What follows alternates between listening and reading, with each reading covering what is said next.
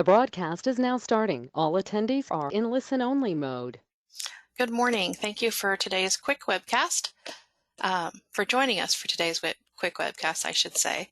This is Victoria BIL with the Ohio LTAP Center, and I am so pleased to have with me my colleague Andrew Shepler, who is going to be providing the content for today's quick webcast. Before we get started, I want to make certain everyone knows that we have a questions box where you can submit questions, because I'm certain there's going to be some. So please submit your questions throughout Andrew's presentation, and then at the end, we're going to have a Q&A session where I will read off the questions that have been submitted for Andrew to respond to. The other thing is there is a copy of today's presentation in the handout section of the GoToWebinar box. If for some reason, though, your computer is not cooperating and won't let you download it, we will be sending out a follow-up email that is going to give you a link to that for download as well. So with that, that's all I have. Andrew, are you ready? I am. Thank you. Thanks, Victoria.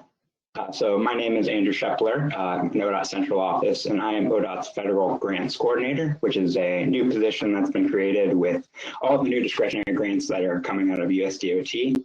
And we put together some resources that I was hoping to share with you today.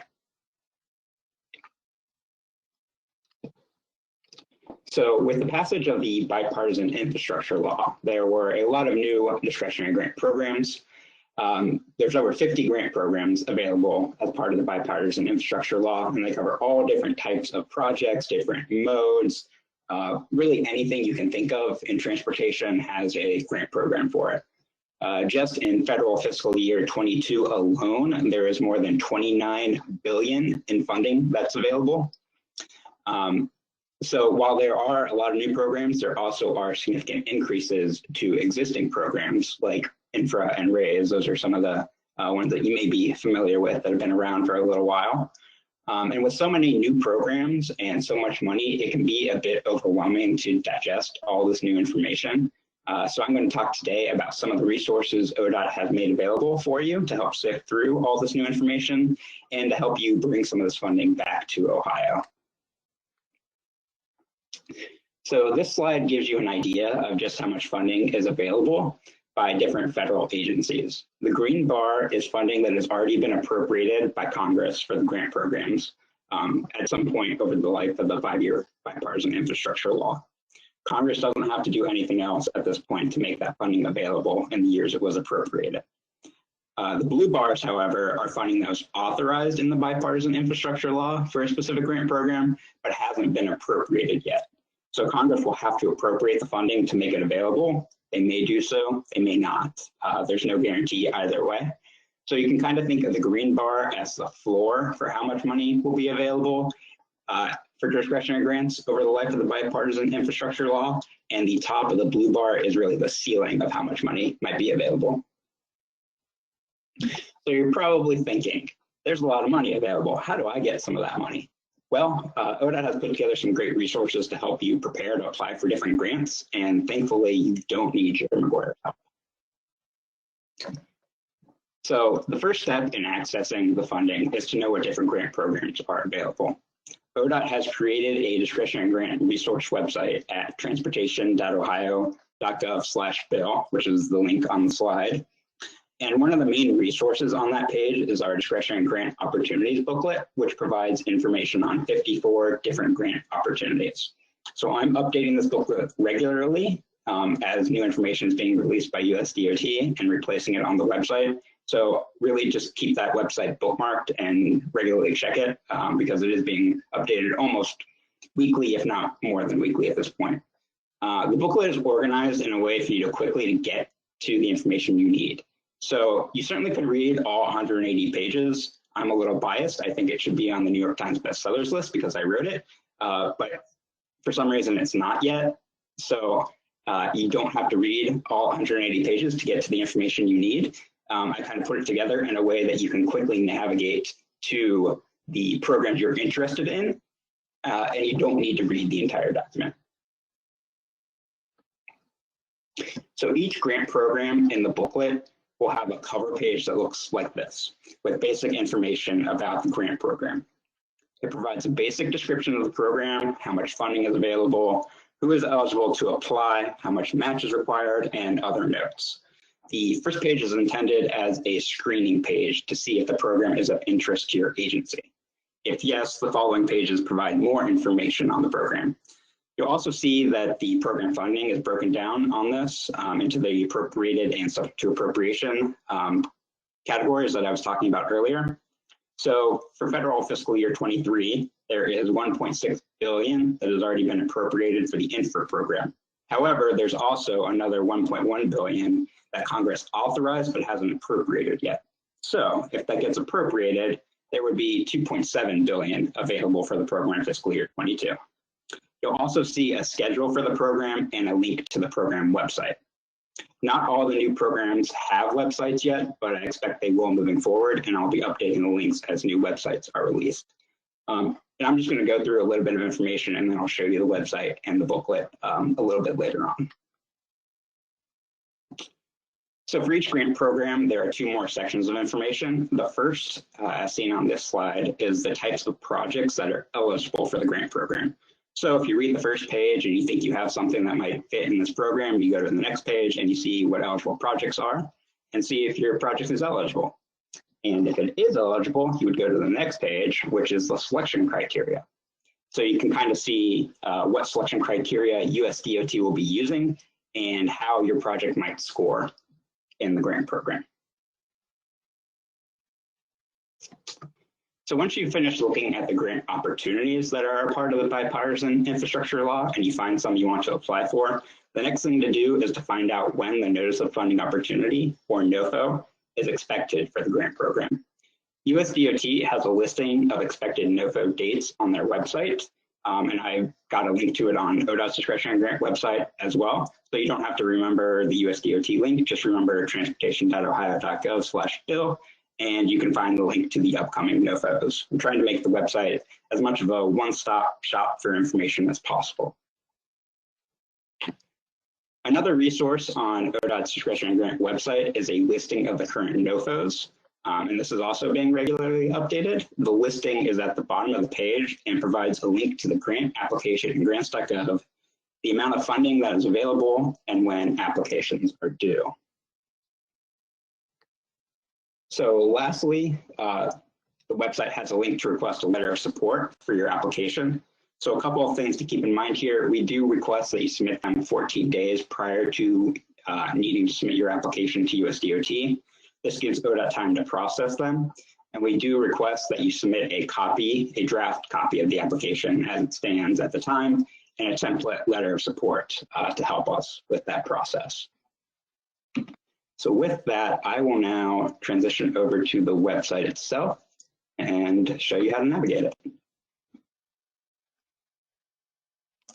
All right, so on the right-hand side right here is the discretionary grant booklet that I was talking about, the New York Times bestseller. And so you click download,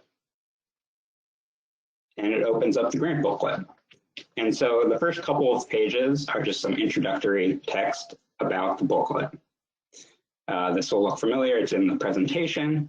And then down here is the last updated date. So I last updated it last week. There'll probably be another update this week that will get posted to the website. And then the table of contents. So this is really the part that will help you navigate the booklet without having to read all 180 pages. So there's a couple of things here to note. So there's this section of BIL on the left-hand side. If you click on that, it will take you to the full text of the legislation, all 1,039 pages of it. Now, you don't have to read all 1,039 pages of it because, let me go back, you'll see this section of BIL, it gives you the reference section. So let's say you're interested in infra, section 11110. Click here, then you do a quick find in there, 11110. And it will, in theory, there we go. So that's the first reference just in the table of contents, and then it will take you down the second time to the actual text of the legislation related to the infra program. So that's if you really wanted to get into the nitty-gritty details and see everything that was actually in the legislation. That's probably aren't going to want to do that, but if you did, the information is there for you to be able to do it. So say you're still interested in the info program, you click on the link right here and it'll take you down to the page. So this is that main page that I was showing you earlier. Just has all the information about the grant program. This has a section of bill referenced again, the agency that the program is through, description, some of the set-asides, and additional information. It's also got that link right there to the grant program and a list of the eligible applicants. One thing I will note about the eligible applicants, there are more types of eligible applicants than are listed here, but there are so many of them. I don't remember the exact amount. I think it might have been, it's over 20 different types of eligible applicants. So in consideration of space, I just selected the most likely applicants and put them on here. But if you are interested in the full list, you can either go to that legislation text and find it there, or you can send me an email and I can get you that information. So then say you're still interested, you go to the next page and you find that eligible projects, and then you go to the next page and you find the selection criteria. And so once you're done with that, you don't have to keep scrolling around. Every page has this little return to table of contents button. You hit that and you go right back to the table of contents and you can click another grant program and look at it. So that is the grant booklet. I'll go back to the website now and scroll down a little bit. So the letter of support form is right here in the for more information box. So you click on the form right here and it'll pull that up and the information it requests. So it asks for your name, phone number, email. We do ask for the district office that your project is located. And if you're not sure, there's a link right here to look at the district map. The organization, project name, the grant program, you're requesting the information, the letter for, when the letter is needed, if there are any ODOT funds committed to the project, and then attaching the draft of the application and a template letter of support. So a couple more quick things here. The external resources right here. This is a link to that USDOT website with the notices of funding opportunity that are upcoming. And so just for your FYI, there's this transit-oriented development pilot program, which I believe is coming out tomorrow, and a couple other programs that are still coming out in May. The Safe Streets and Roads for All was actually released last week. Bridge investment programs coming soon. So there's a lot of different programs that are coming soon. And then lastly, I'll go all the way down here to this current solicitations table. And so this again has the link to the different programs, the amount that is available for the programs, and the application due date. And so if you were to click on one of them, so say you're interested in Safe Streets and Roads for All, it will take you to grants.gov, the actual application for that grant program. And so that is the website. And I will got my contact information up here, and I am happy to take any questions. The only thing we've had come in so far is this is an amazing resource and it should be a New York Times bestseller. Thank you, I agree. You've got a support definitely from your audience. So what other questions does anyone who's on the call with us have for Andrew right now? I'm not hearing any. I'm not seeing any typing coming in. I think they're just all astounded with the amount of information and how well you organized it. Oh, here we go. One question. Can you point to the ADA related grants? Yeah, give me, close that. Go back to the booklet. So there's no way to just quickly search for ADA, but just some programs that could be related. Let's see here. When you search in those PDF documents, how are you triggering that search? So if you hit Control and the letter F, it pulls up a search, and actually I can probably do ADA. So Here's one program related to ADA, grants for buses and bus facilities. And then let's go again. The all state, oh yes, this is the one that's very much related to ADA, the All Stations Accessibility Program. And that is the specific purpose of this program. It's for transit stations to come up to ADA standards. So that is really the only thing that is eligible for the All Stations Accessibility Program is taking transit stations and making them ADA accessible. The person that asked that question has responded and said that's awesome. Thank you. We do have a few more questions that are coming in now. So, well, I guess this next one wasn't actually a question. They said it's just a comment. Thanks for putting together all the resources in one website and one interactive document. But the next question says, does ODOT want all grant applications to come through ODOT? I thought some didn't require state DOT involvement. So they don't require state DOT involvement. However, if you would like a letter of support for your application, then you would need to notify us. And certainly we're happy to help in any way we can.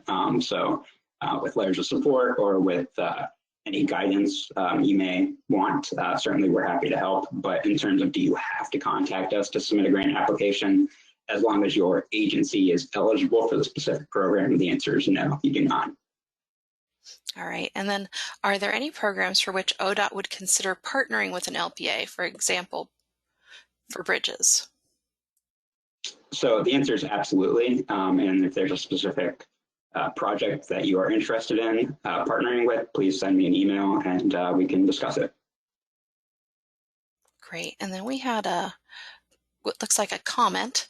The Office of Aviation is the point of contact for BIL grants through the FAA. And that came from Russell. Nice. Okay. All right. And then are all applications through USDOT, or are some submitted to ODOT or MPOs?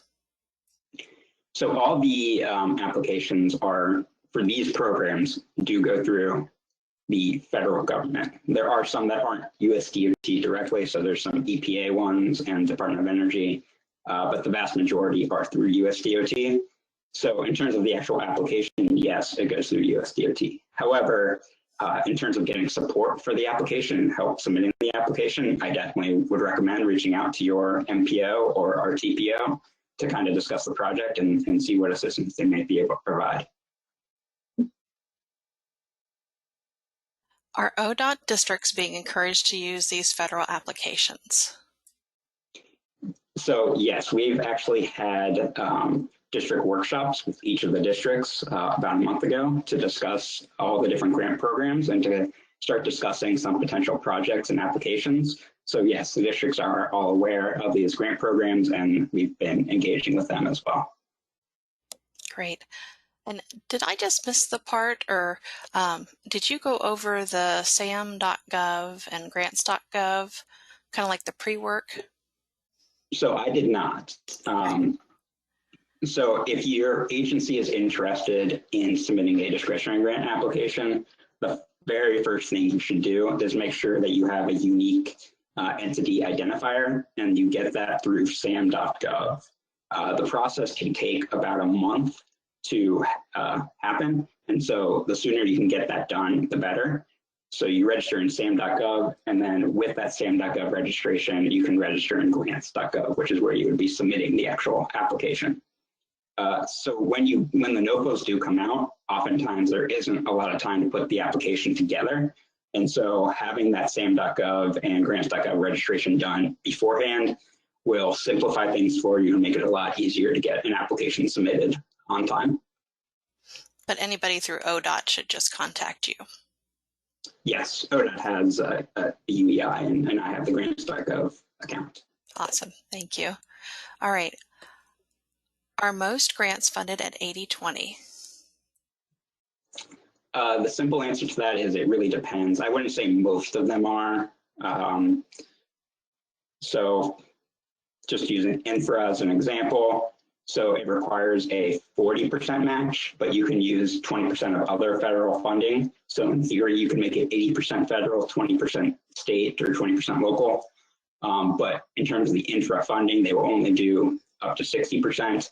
And it really depends on the grant program, how much they will do. And that's exactly why I have this match requirement information right here. In the booklet, it will help you plan for what will be required for the different grant programs. Okay, I don't see any more questions or comments that have come in at this time. Oh, here comes one. As ODOT receives requests for letters of support, will projects be listed on the website? It might help give an idea of the geographic distribution of applications. That is an excellent idea. So that wasn't at least initially the plan, but I can go back and see if that is something we desire to do. That's a really good idea. Is there any common calendar that someone can see the upcoming NOFOS and grant application due dates? So not really is the short answer. The two resources, which one is the current NOFOS, which is right here down at the bottom of the page, and the other is upcoming, which is this link right here. But there's not one place where USDOT is really publishing current and future NOFOS on one page. So I tried to make it as easy as possible, having the information all on this page, but it is two separate areas. One is the current solicitation and one is the future solicitations. Well, that's a great idea, though. So maybe if one of our federal partners is on this call, they can recommend that up to the folks who are putting all the information out there. Thank you for that question. Again, I'm not seeing any more questions coming in, and this was intended to be a quick webcast. So if we don't have any more questions at this time, I'm going to thank you, Andrew, not only for doing the webcast, but for putting all this information together and being the guru of all things BIL for Ohio. So I know a lot of the people on this call look forward to working with you to put their applications in. Thank you. Thank you. Happy to answer any questions. Please feel free to send me an email. Sounds good. And I'll make sure to follow up when we know whether or not the video recording worked with an email at a minimum with the presentation from today, which will have Andrew's contact information in it.